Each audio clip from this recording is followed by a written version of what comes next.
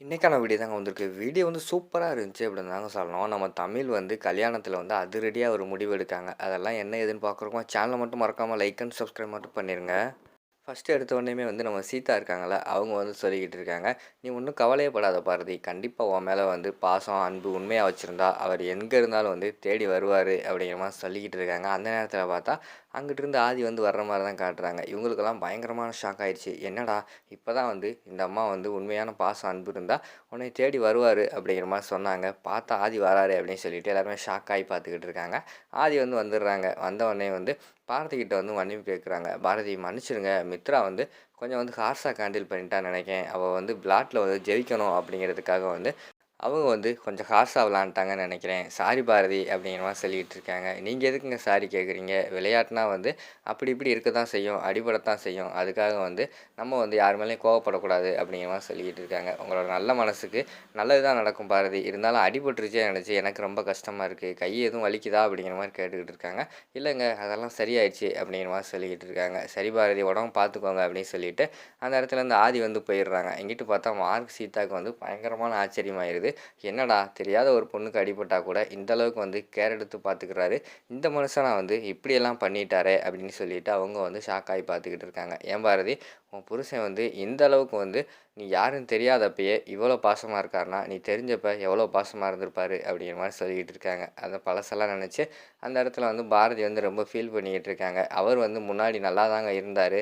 இடையில வந்து அவங்க அம்மா வந்து இறந்துட்டாங்க. அதுக்கு நானும் ஒரு காரணமாயிட்டேன். அந்த காரணமால தான் இப்படி ஆகி போயிட்டாரு அப்படிங்கிற மாரி சொல்லிக்கிட்டு இருக்காங்க. "சரி விடுங்க பாரதி பார்த்துக்கலாம்." அப்படின்னு சொல்லிட்டு அந்த இடத்துல வந்து அவங்க வந்து அந்த மார்க் சீதாலாம் சொல்லிக்கிட்டு இருக்கிற மாரி தான் காட்டுறாங்க. சரின்னு சொல்லிட்டு நம்ம இவங்க இருக்காங்கல்ல, பாரதி வந்து எல்லாருக்கு முன்னாடி வந்து தைரியமா பேசிடுறாங்க. எனக்கு வந்து அவர் வேண்டாம் அப்படி இப்படின்னு சொல்லிட்டு. ஆனா தனியா வந்து ரூம்ல போய் படுத்து ஃபீல் பண்ணி அழுதுகிட்டு இருக்காங்க. அத வந்து தமிழ் வந்து பார்த்துடுறாங்க. அவங்க அம்மா அழுகுறத உடனே அழுத பார்த்த உடனே அவங்க பக்கத்துல வந்து படுத்துக்கிறாங்க. "அம்மா எதுக்கும்மா அழுதுகிட்டு இருக்க? ஏம்மா ஃபீல் பண்ணிக்கிட்டு இருக்க?" அப்படிங்கிற மாரி சொல்றாங்க. "இல்லடி உங்க அப்பாவுக்கு வந்து விடிஞ்சா கல்யாணம். அப்படி இருக்கும்போது எல்லாருமே சொல்லிக்கிட்டு இருக்காங்க. உண்மை தெரிஞ்ச எல்லாருமே வந்து நீ போய் உண்மைய சொல்லிரு. அவர கல்யாணம் பண்ணிக்கோ. இல்லைனா கல்யாணத்த நிப்பாட்டு." அப்படின்னு சொல்லிக்கிட்டு இருக்காங்க. நான் என்ன பண்ணுறதுன்னு தெரியல அப்படின்னு சொல்லிட்டு ஃபீல் பண்ணி அழுதுகிட்டு இருக்காங்க. "என்னம்மா அப்பா உனக்கு வேணுமாம்மா?" அப்படிங்கிற மாரி சொல்லிட்டு அந்த இடத்துல தமிழ் வந்து கேட்குறாங்க. "இல்லடி அவர் மறந்துட்டு போயிட்டாரு. நம்ம தான் வேண்டான்னு சொல்லிட்டால. ஆனா எல்லாருமே சொல்றாங்க உனக்காகவும் ஆதித்யாக்காகவும் அவர் கண்டிப்பா வேணும்." அப்படிங்கிற மாரி சொல்றாங்க. "அதான் எனக்கு என்ன பண்ணுறதுன்னே தெரியல." அப்படிங்கிற மாரி சொல்லிக்கிட்டு இருக்காங்க. உடனே வந்து நம்ம இவங்க இருக்காங்கல்ல, தமிழ் வந்து சொல்றாங்க. "அம்மா இதுக்கு தான் அழுகுறியா? நீ ஒண்ணும் ஃபீல் பண்ணாதம்மா. எனக்கு ஒண்ணும் அப்பா வேண்டாம்மா." அப்படிங்கிற மாரி சொல்றாங்க. பாரதி வந்து ஆச்சரியமா பார்க்காங்க. "அப்பா வேணும், கல்யாணத்த நிப்பாட்டு." அப்படின்னு சொன்னவங்க வந்து, "அப்பா வேண்டான்னு சொல்றாளே, எதுக்கு?" அப்படின்னு சொல்லிட்டு கேட்காங்க. உடனே தமிழ் வந்து சொல்றாங்க. "இல்லம்மா, அப்பா வந்து நார்மலா இருந்தா கூட அவர்ட்ட போய் உண்மைய சொல்லி, பேசி கூட்டு வந்துடலாம். ஆனா அவர் வந்து இப்ப நம்மள பத்தி யாருன்னே தெரியாது. நீங்க யாருன்னு தெரியாது. நம்மளே போய் உண்மைய சொன்னாலும் அவருக்கு வந்து ஞாபகம் வரப்போறது கிடையாது. அப்படி இருக்கும்போது நம்ம போய் அவர்கிட்ட உண்மைய சொல்லி என்னம்மா பண்ண போறோம்?" அப்படிங்கிற மாரி சொல்றாங்க. உடனே வந்து நம்ம இவங்க தமிழ வந்து கட்டி பிடிச்சிட்டு பாரதி வந்து அழுக ஆரம்பிச்சிடுறாங்க. "அம்மா நீ ஒண்ணும் ஃபீல் பண்ணாதம்மா.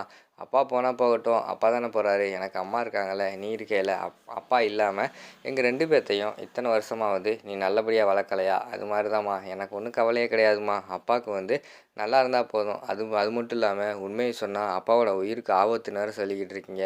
அப்படி உண்மைய சொல்லி அப்பா உயிருக்கு ஆபத்து வர்றத விட அப்பா வந்து வேற ஒருத்தவங்கள கல்யாணம் பண்ணி சந்தோஷமா இருக்காரு அப்படின்னு தெரிஞ்சாலே அதுவே நமக்கு சந்தோஷம் தாம்மா." அப்படின்னு சொல்லிட்டு பெரிய பொண்ணு மாதிரி பேச ஆரம்பிச்சிடுறாங்க. இதை பார்த்தோன்னே பாரதிக்கு வந்து ரொம்ப பெருமையாக இருக்குது. தமிழ் வந்து இந்த அளவுக்கு இப்போ முன்னேறிட்டாளே அப்படின்னு சொல்லிட்டு அவங்க வந்து ஆச்சரியமாக பார்த்து கட்டி பிடிச்சி அழுக ஆரம்பிச்சிடுறாங்க. அதோட பார்த்துக்கிட்டிங்கன்னா அந்த எபிசோடு வந்து முடிச்சிடுறாங்க.